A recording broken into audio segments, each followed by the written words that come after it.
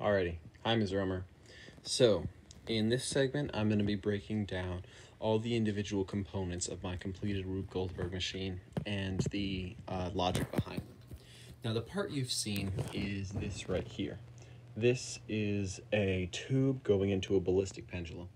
Now, I spent a lot of time on getting the ballistic pendulum to work because an inelastic collision with rolling is like one of my favorite things to calculate so far. So, how it works. We start up here. I drop the marble, it goes down, bounces off this coaster here. Then from the coaster, it triggers this chain of books.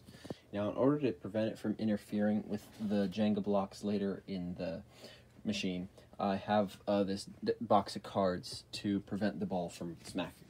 Now, this train of books leads all the way over to this machine, which I'm excited to start calculating the free body diagram for. So I handmade this fulcrum here. So I cut it out of a solid piece of wood, and I designed it specifically for this piece.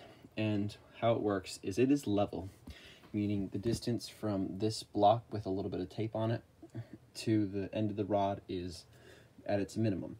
And when the book falls and acts as a lever force, it's going to lift up this rod and try to lengthen the string. Obviously that won't work because the string won't increase in length, so it will create a tension that should overcome the friction coefficient of the tape. Now there's a ball that sits right here. I don't have it notched in because I don't want to accidentally trigger the whole system, but when this is removed, it has just a nice roll down this track here and triggers the Jenga that I mentioned earlier. And the Drigget comes over and triggers the mousetrap. Now you might notice something different. Originally here, I had a really cool machine where it would have a lever and the mousetrap would come and compress the lever, and that would break a Jenga tower going up to here. Now that was really awesome and it actually functioned well. The problem was it took about 3 minutes to set up, and the problem with that was it's taken me all weekend to get a successful run of this, because setting that up over and over and over and over and over has really been a major time sink. So a couple hours ago, I decided to just redesign this system. So now I have a cord attached to one end of the mousetrap, and that goes to an anchor point right up here, which goes around another curve and to this block here. Now this is another piece I handmade. It is a solid block of wood. Then I cut a divot around the rim for the string to notch into, and then it has a hole, and another marble will sit here. So essentially what happens is when the mousetrap triggers, it pulls this forward and drops the ball into here. Now I also had another problem where the ball kept hitting the rim of this pipe even though there's a funnel. So that red blotch there is actually a piece of wax I have, so it kind of leads up to the edge without hitting it too harshly. And then as it comes down, it reaches this section. Now this actually had, this ballistic pendulum has had a lot of development. So I originally had a very, very robust Jenga structure here holding this up. But I was noticing the marble kept bouncing over the catch. It kept missing the catch. So I did a slow-mo video. I found out that it actually, because of the strength of the Jenga, it was creating a solid platform here, and now it's actually having an inelastic bounce and going way over the catch.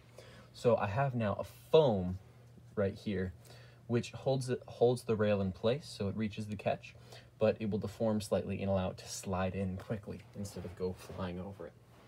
And then the catch itself is a really tall pendulum that goes to the top of my dresser, and it has 4 magnets on it, and then the catch itself is a magnetic ball, because I've had it transfer from the original marble to a magnetic ball, and then a small prod.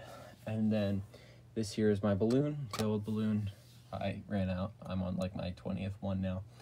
But so I don't think the magnetism will mess up the speed too much, but it's a really nice inelastic catch, and that lifts it up to this. Now another issue I had with the balloon was that this would catch, but it would the force of the ball wouldn't go straight to the tip. It kind of moved the catch sideways, and the side of the catch would knock the balloon flying away before the tip had time to reach it.